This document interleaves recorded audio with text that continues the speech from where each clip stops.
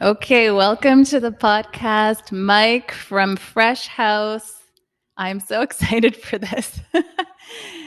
Not I'm only, excited too. yeah, yeah.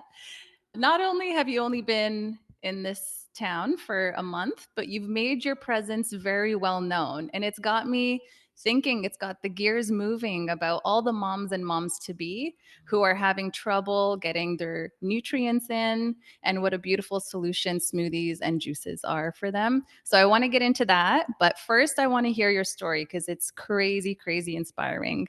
Thanks for being on the podcast, by the way. Thanks for having me. Now, when you say my story, like how far back do I go? Because this could get long. I want all the good stuff. I want the juice. Give me the juice. You want the juice. Okay.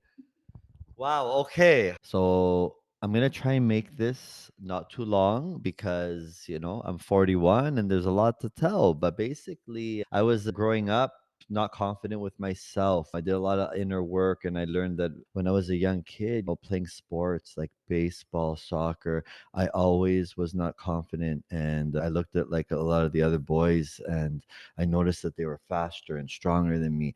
And I think this kind of carried with me today, but it also sparked things in myself where I wanted to always do better and I wanted to be better because maybe I was comparing. And I also had an influence from my father growing up that he was a businessman and he was doing well for himself. He was making money. And I saw him bringing home the bacon. And I always wanted to do that also. So I got inspired to start selling things at a young age. I started selling like cherry bombs, I remember, and I would sell comic books and I would sell records. And I had this instinct that I like to sell products.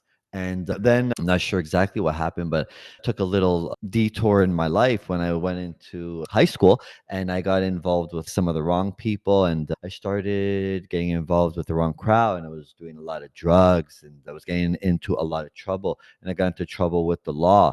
And this was kind of like a point that changed me because sometimes we need a big moment where we just hit rock bottom. And I remember that was a tough one for me because I had nobody and nobody wanted to talk to me and I had no friends and I was at home by myself. And I remember my dad left and I was with my mom and I was being reckless and I was still like doing drugs and I didn't care about nobody. And then I started changing. I started going to the gym and I started working on myself and I was seeing a therapist and I didn't know what to do with my life. And she's like, "Hey, why don't you go be a personal trainer?" And I'm like, "Well, I don't even know how to start that." And she like helped me go to college for it. And this was the beginning of putting a good habit into my life. And then I became a personal trainer. And then when I was working at a boot camp facility training women actually, and they started influencing me and they said, "Hey, you should go back to school." And I'm like, "Well, I don't even know what school is because I failed everything my whole life." And then one of them actually wrote a letter for me to go back to university. So then I did kinesiology. I think I was like 25 or 26 at the time. And I said to myself, "This is my last chance at school. I'm a mature student." And I went back and I ended up fucking like passing everything with straight A's and I was on the dean's honor roll list. And then I came out of university and I still didn't know what to do with my life, but I was working at the boot camp facility the whole time. And then one day my dad shows up and he's like, "Hey, what about this juice?" And he shows me this juice ball. I'm like, "Oh my God, this is so cool." And I started going to all these juice bars downtown and I was obsessed with them. And I would go and I would just stare at the people making juice all day because there was nothing up here. They were only downtown at the time. So then I'm like, "Wow, I would love to do this." And this was probably over maybe 10 to 12 years ago. But then I was like, well, I've never been in business before, so I don't even know where to start. Being in business is really tough because where do you start? Where do you buy the bottles? Where do you buy this? What kind of equipment do I need? So then I remember at the time I saw a friend, she was working at a health food store, and she said she wants to open a juice bar. And I said, well, me too. And I said, well, why don't we partner up and do it together? So then we had a few meetings and we were going to be partners and we created a business together and we were partners. And then after that, I started doing all the work and she was doing none of the work. So I said to her, "Listen, me and you, we can't be partners anymore. I can't do this with you because I'm doing everything. You're doing nothing." She said, "I understand. Let's still be friends." I said, "Great." And I'm so happy that happened because now I own all of my business and that's better than having a partner. But partnerships are okay too. So, anyways, I had to hire a consultant at the time because I was by myself. He lived in New York. He set up some of the biggest juice bars in the whole world. He set up, this guy has 50 locations in New York. I spoke to him on the phone for a whole year. Then I flew him here and he stayed with me at my house until the day that we launched the first juice bar. And it was so crazy because me and him ended up becoming friends after. He always believed in me, but I didn't believe that he was being my friend because I was paying him at the time. So I was like, look, you just kind of like blowing smoke up my ass. And he's like, nah, man, you got it. You got it. I can see it. So now, after I opened, and a year later, he's calling me. He's like, look, I don't call people anymore. Do you believe me now? And I'm like, yeah, I do believe you, man. So you're my boy. So now here I am at Fresh House. And it's not only about juice, it's about, juice is healthy, but it's about spiritual, emotional health too. Now I've got the Fresh Loft here, and there's so much more I can say. Cindy, I don't know. What do you want me to? What do you want? It was a beautiful summary of a big part of your life. But what I know about any time that our life takes a detour, as you said, is that we're attracted to that because we're trying to fill some kind of void. And it's always an emotional, mental thing. Because that's where I like to go on this podcast. We go deep on this podcast. So I'd love to hear what attracted you to that detour and then that kind of that turning point. Oh, that's good.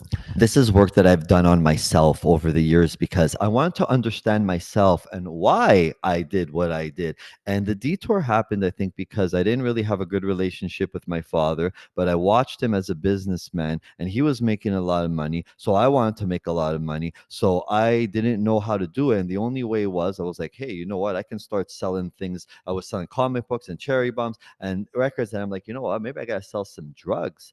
And I started selling a little bit and I became good at it. And I started making a lot of money. And I don't know if I was proving it to myself or proving it to him, but I know that he definitely influenced me that you have to make money and this is the way to live a life. And so that I think is what kind of started it. And then I just lost myself because you end up in these circles with the wrong people and you're going nowhere in life and you're just being unhealthy and disrespectful and just not living the right life. And that's why I think that when I started getting caught and getting in trouble with the law, then I ended up in jail. And I remember that was like the bottom of it all. And I was like, wow, okay, now I got nobody. I remember my dad didn't even want to come. He didn't want to come see me. And he's like, just leave him there. And then I was all pissed off with him. I had a lot of resentment towards my father. But now I healed that over the years because I look at him and I'm like, hey, maybe if I had a son that was doing this too, maybe I would have told him to stay in jail too. Maybe that's what I needed at the time. And I'm happy with everything because where I am today, maybe I wouldn't have got here if I didn't go through all of that. I learned street smarts. I learned how to hustle and those skills you can apply to business today. And I know some of that helped me be successful today. I want to know what the turning point was from when you were feeling like you were rock bottom and what was the turning point to make you feel like, okay, there's hope for a different life. There's something else that's possible here. The turning part was the hardest part because you got to think you have a life and you only know this life. And I started probably doing drugs when I was 16 years old. And now I was probably like 22. I was at home. I was by myself. I couldn't leave my house. I had nobody. And I just didn't know what to do with myself. So I started seeing a therapist. And the therapist was the one who started making me believe in myself because she said, look, what's a good habit that you're doing right now? And I said, the only good thing I'm doing is probably going to the gym. And she's like, okay, let's build on that because it is so hard to get out of this other life that you have. And I'm so grateful today. I actually still see this therapist. It's been over 20 years. It's been off and on, but lately I've been seeing her again. But that was the turning point. And again, it doesn't change overnight. This is like a long time coming because she influenced me to go back to school and become a personal trainer. But it wasn't until I became a trainer that I got hired. And my boss at the time, he started influencing me. I needed a really good influence in my life. And this guy was, a successful guy who owns gyms. And I was getting really influenced by him and just being in his presence and around all these women in this studio it took years because it was a little bit at a time. And I remember when I started working there, I still didn't think that I was that person. I thought I was the old person. So I'm going to work every day feeling all weird and awkward. And I'm thinking, I'm not this trainer. I'm not a healthy guy because I have like 8 years of doing drugs and being fucked up. And now I'm trying to tell you how to exercise and be healthy. And this was internal conflict with myself. But then I started believing in myself, and he believed in me, and he saw something in me. And over the years, again, I started changing to the point where I just became like this unstoppable force. I was really good at what I did.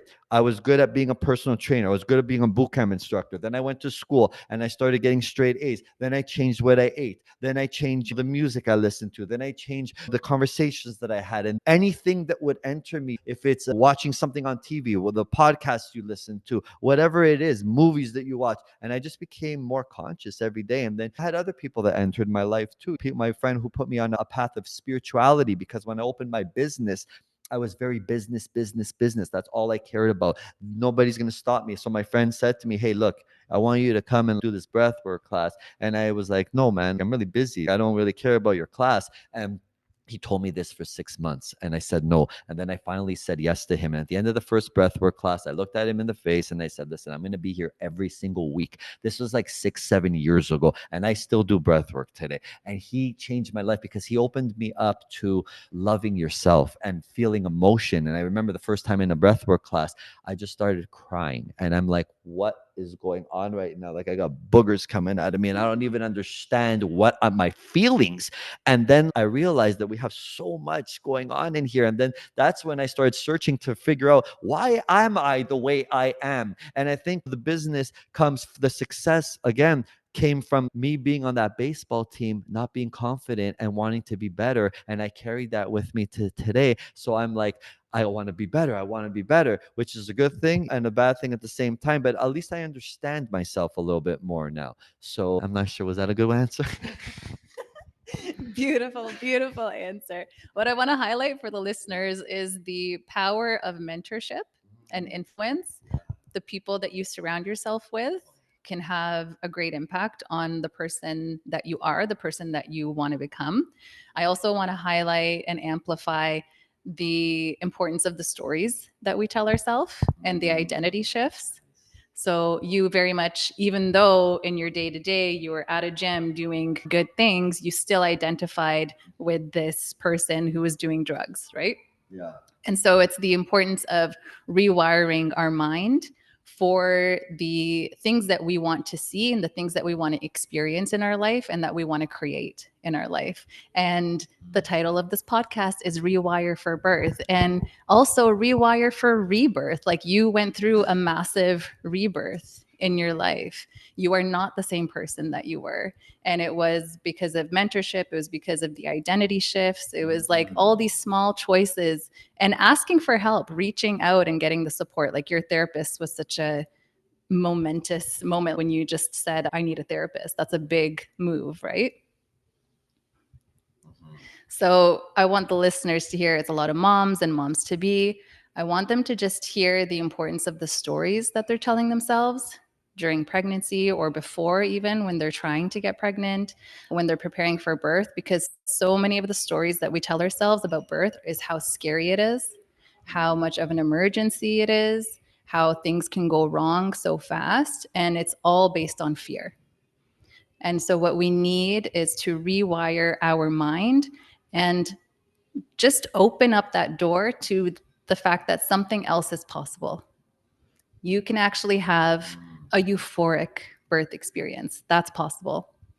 You can have a birth experience that heals previous trauma in the birth experience. That's possible. You can have an orgasm while you have your baby. That's possible. You know, we just zero in on fear, fear, fear. And sometimes there is a lot of reason that we need to be cautious during this phase of our life, but there's also so much reason to open up the spectrum of possibility in our minds and shift the identity from being a patient to someone who is very, very empowered. And I think that identity shift makes a big change for people on this journey. And in motherhood, you are going through a rebirth. You are going through this huge identity shift. And I just love how your story, I mean, I always relate everything back to birth, but I love how your story just shows what's possible. You can be on one path, and then a few years later, you can be on a totally different path. And I just want listeners to hear that it's just possible. So, with that being said, I think a lot of people have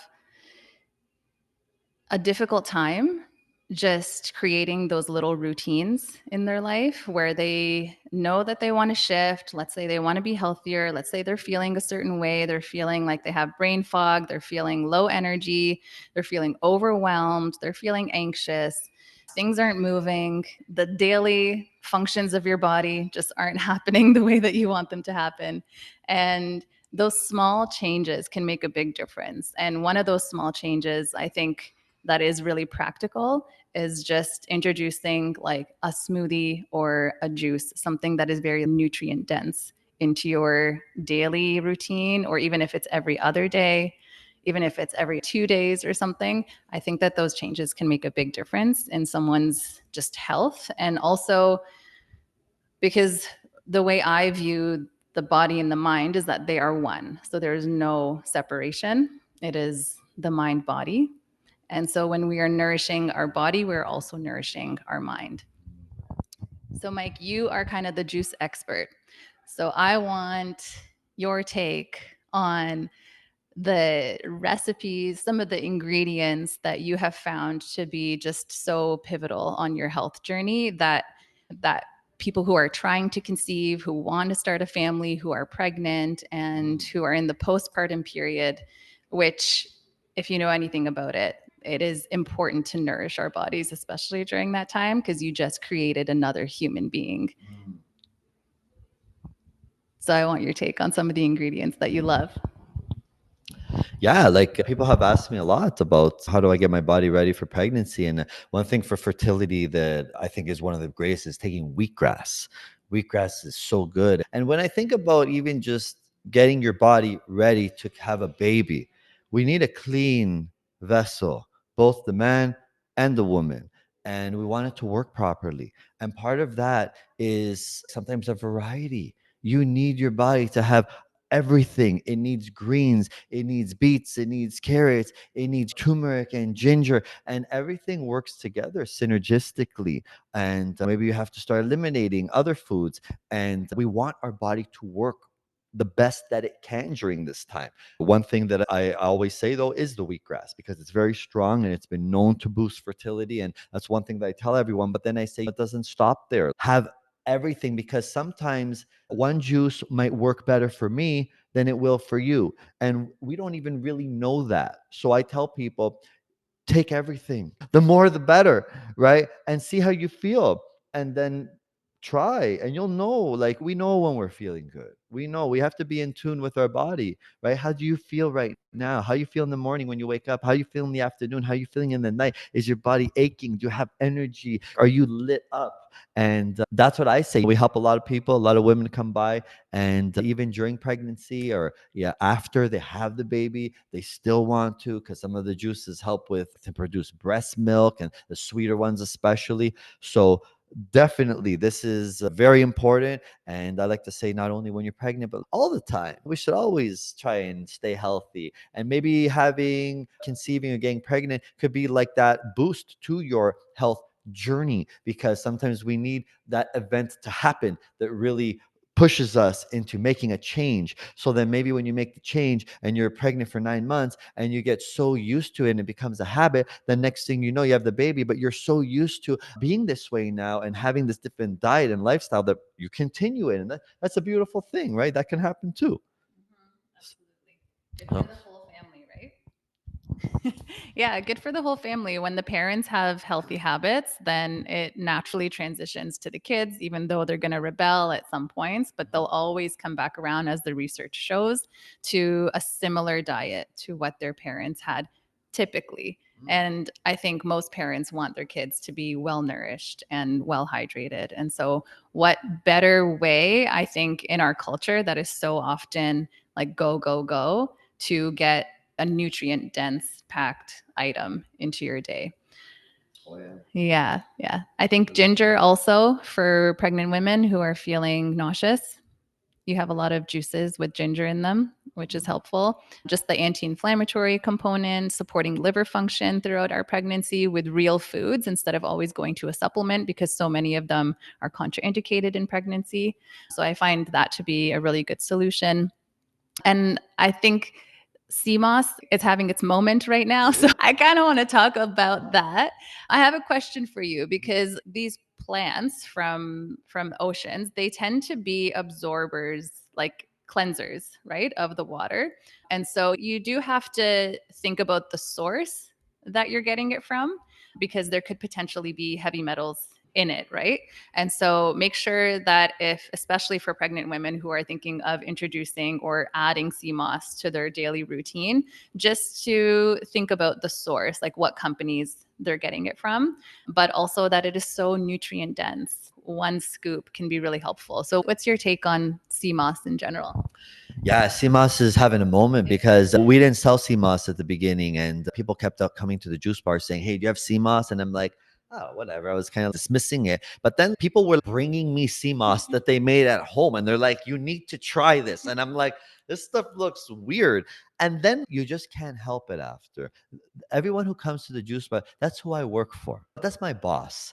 So afterwards, I'm like, we're gonna sell some CMOS, everybody, because everyone's just asking for it. So then, yeah, I started researching it, and the one we get now, it comes from one of the islands. Honestly, I'm not sure if it's Saint Lucia, or I should probably know this, but I did do a lot of research on it at the beginning, and I even researched like there's different kinds. Like, you don't want to get the one that's farmed, and the one that's farmed is one that's thick and it doesn't absorb water. So now we got the thin one, so it absorbs a lot of water because you want to make sure it's a good one for everybody too. So I actually take CMOS now every day because the more I researched it, I'm like, wow, this stuff is really good for you. It's good for your skin. It's good for your gut. It has all these minerals. And everybody says, oh, it has 100 minerals. And then I always say to them, okay, what does that mean?